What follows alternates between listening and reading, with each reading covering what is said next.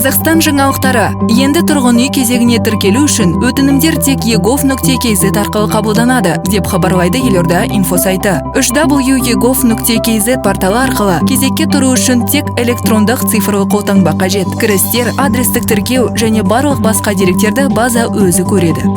Қазақстан жаңалықтары. 14 ақпаннан бастап оқушылар дәстүрлі оқу форматына көшеді, деп хабарлайды Елорда инфо сайты. Бас мемлекеттік санитарлық дәрігердің міндетін атқарушының қаулысына сәйкес 14 ақпаннан бастап барлық қазақстандық оқушылар офлайн форматта оқитын болады.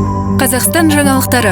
Қазақстанда алғашқы жұмыс орны жобасына қатысу мерзімі ұзартылды, деп хабарлайды Елорда инфо сайты. Өзгерістерге сәйкес жастар практикасына және бірінші жұмыс орны жобасына қатысатын жас мамандардың жалақы мөлшері 30 айлық есептік көрсеткішке дейін, сондай-ақ қатысу мерзімі тиісінше 12 және 18 айға дейін ұлғайтылды.